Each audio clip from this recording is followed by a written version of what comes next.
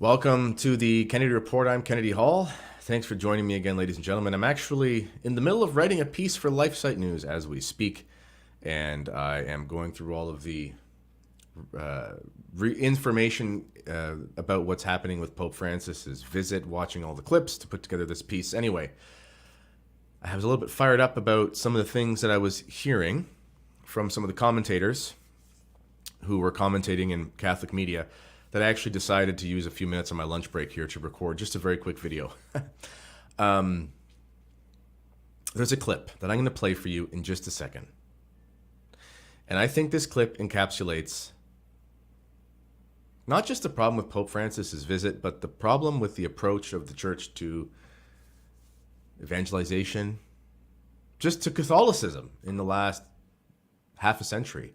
There's so much in this one clip. It's a clip of Father Raymond de Sousa, who I think is actually quite conservative. I think he writes for the National Post sometime. I know he writes for the National Catholic Register, which is at least centrist right. It's not like a pro-Pachamama magazine or something like that.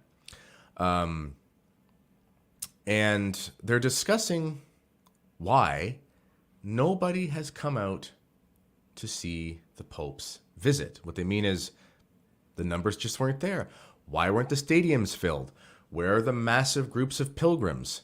I mean, compare this to when other popes have come in the past and they've got like entire stadiums and people standing room only and, you know, people standing on the sides of the roads, on highways as the Pope drives by. None of that has happened. Just for a second here, try and listen to what Father de Sousa thinks is the reason. And then we're going to discuss whether or not that even makes sense and what it, to be honest, really tells us about the state of the church in Canada and the world. I have to say, I'm a little surprised at the crowd so far. Just today, looking up, can you maybe elaborate on that? Is this maybe because it's a one-issue visit, or I think that it's well, I don't know. They had allocated. I mean, I remember in the early days before the visit was publicly announced, when they were talking about things, and there was a lot of concern in Alberta is if we don't have a big stadium mass, where will the overflow crowds go? Well, turned out there weren't any to worry about. They could have done it in the hockey arena out there. So I don't know the reason. I suspect that this visit may be not announced long enough in advance. I didn't see any of the things you'd normally see in parishes, like, you know, posters, the Pope's coming, prayer cards, and so forth. So I think maybe some people thought this was really for the Indigenous peoples and not for the broader church. And I think that's something we have to actually struggle against, is that this issue has too often, in my view, been presented as the church and Indigenous peoples as two different communities. And hopefully one fruit of this visit would be to understand this is a Catholic site, it's an Indigenous site, and those two things aren't even where that was the Indigenous that we thought. So I think the idea that this is something for the whole church is something that we've seen in the weakness of this popular participation is something we need to work on. Absolutely, and it's perhaps something we can all pray for: unity within the church. You know, we're all created in the image and likeness of God, and something we could reflect on today as we pray for our Indigenous brothers and sisters, and pray for the church as a whole. Okay, so I don't know if the clip got a little jumbled there, but I think the audio came through well. Anyway, there's a few things. It's interesting how this commentator, Kevin Dunn, I think he's a Canadian filmmaker, Catholic broadcaster, and he basically says, you know, can you explain to me why the numbers are so bad? And he acted as if he was genuinely surprised. I'm surprised. He was genuinely surprised. But Father de Sousa says, well, I think a lot of people thought it was a one-issue visit. That's exactly correct. People did think it was a one-issue visit. They thought it was about the whole residential school narrative. And again, there are legitimate things that happen at residential schools that were bad. Pope Benedict, he already apologized for these things profusely in 2009, very specifically. The media seems to forget about that. In any case. But then he sort of laughed about how they thought they were going to need overflow because there'd be too many people. and they didn't need it. He said, well, they didn't actually need the stadium. They could have done it at the hockey arena out there.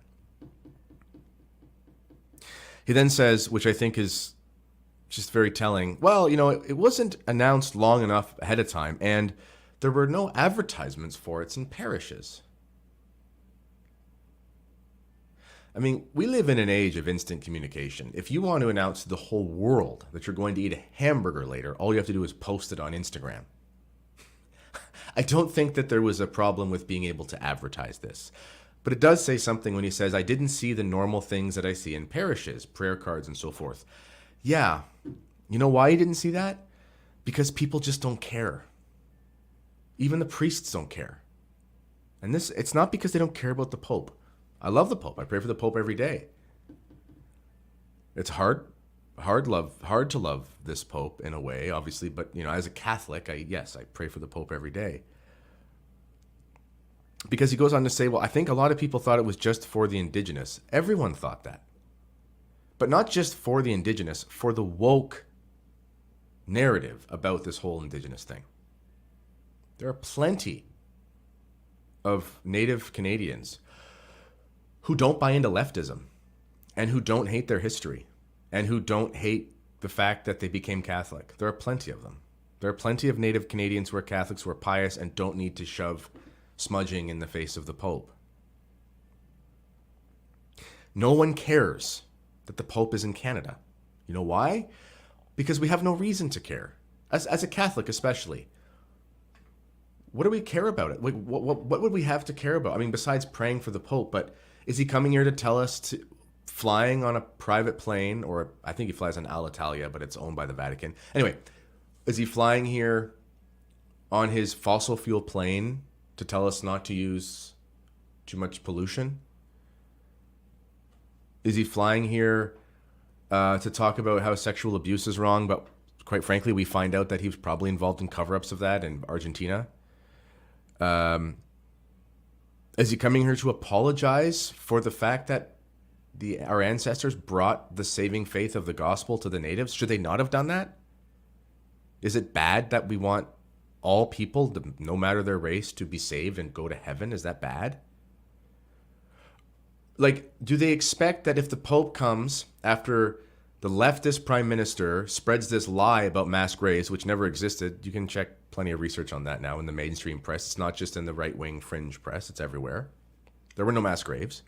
This whole thing, this demand for the Pope to come started because of the so-called mass graves that don't exist. Like, are people surprised that Catholics don't want to show up to an event where we're just basically told how bad we are over and over again? Is it a surprise that we don't need to be told that we're evil just because we like to go to church? Is it surprising that we don't show up because our Pope, like the Pope came to Canada, has flown across the country when it was because of, and I'll tell you what I mean by this, it was because of his statements that Canadians themselves, largely because of his statements, Canadians themselves couldn't fly across the country for 6 months. What I mean by that, there was a vaccine passport for flying domestically in Canada. We still have one for entering. You still have to do a test and quarantine for, you can't go on vacation in Canada if you don't have a work from home job, because you have to stay home for 2 weeks after you get home, and you can't just take 2 weeks off work.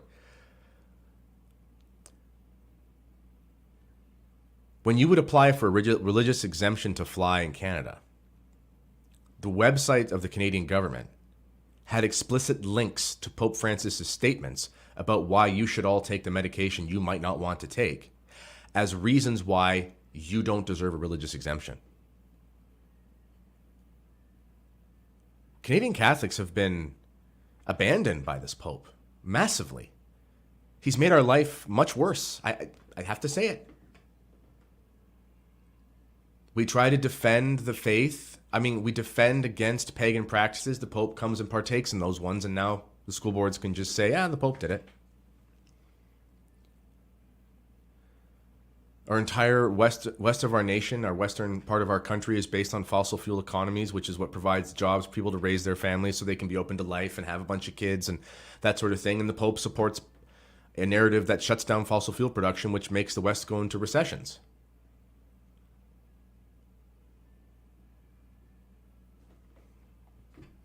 Why on earth would anyone go see the Pope when he came? I mean, except for outside of filial devotion, I understand that. I'm just saying, why would anyone take time out of their schedule as a Catholic to go see Pope Francis right now? He's either here to tell us that our history is evil and that we shouldn't have colonized, makes little to no mention of the Canadian martyrs who are saints, literal canonized saints in the Catholic Church, partakes in pagan festivals and rituals, and just provides so much more fuel to the fire for our leftist countrymen to just continually hate us. I don't think, he talks about being pastoral. Does Pope Francis know what it's like to be a Catholic in Canada? Does he know that we can't pray outside abortion clinics without getting arrested? Does he know that? Does he know that, like, the mainstream press spread a narrative that said that priests and nuns were chucking unknown dead children into massive holes in the grounds like they were in a concentration camp? Does he know that that was what was said? I'm actually wondering. Does he know anything about our country? Does he care at all about the faithful Catholics who are continually persecuted by this government with our apostate Catholic Prime Minister, who uses the logic of Pope Francis to persecute us more? Does he know that our churches were closed for like forever under the lockdowns? Does he know any of this? Does he know that all of his policies, all of his statements made it worse and continue to make it worse? I'm just asking the question. Does he know this? No one cares that Pope Francis is here because he's our father, but he's an abusive father. Like, yeah, he's the Pope. I recognize that he's the Pope, but he may as well be an abusive father in a spiritual sense.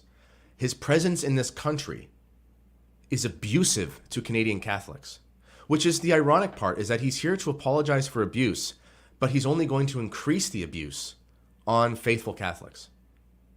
Because now the left is going to take they're going to take the Pope's visit as an excuse to say, look how evil you are. Even your Pope admitted it. That's exactly what's going to happen. There will be no appeasing the left on this. They will just come after us harder now. I'm going to end with something that I actually agree with Father Raymond de Sousa. When he said, we have to get over this idea that there's two different communities. I actually agree with that. I can't stand this idea that there's like indigenous Catholic or Italian Catholic or Latin American Catholic. No. We're all Catholic. If you've been baptized into the church, you're Catholic. Who cares what your skin color is? And to be honest, there is no liturgy on earth that perfectly reflects anyone's culture. It doesn't exist. I'm an Italian citizen. I lived in Italy for a period of time. I speak Italian. The Roman Catholic liturgy from Rome does not remind me of Italy at all. It reminds me of going to church. It reminds me of being at Calvary. In fact, much of the liturgy isn't really, it's Roman, but it's translated into Latin, but it's actually Hebrew. Like it's the Psalms. We're at Calvary. It's Semitic in a sense. Some of it's Greek, but even then it's not the Greek that people speak today. It's reminiscent of an ancient Greek that's not even used anymore. None of it really reflects anyone's culture, in a sense. It's because it's universal. Ironically, it's multicultural. So Raymond de Sousa is right. This is proof that no one cares about your woke, leftist Catholicism, Holy Father. They don't care. And in fact, no one wants to go to church because of it. So if you actually believe in pastoral and all these sorts of things, then maybe next time you come, just do Catholic things and maybe that'll be good. As always, let me know what you think in the comments. This has been the Kennedy Report. Until next time, God bless.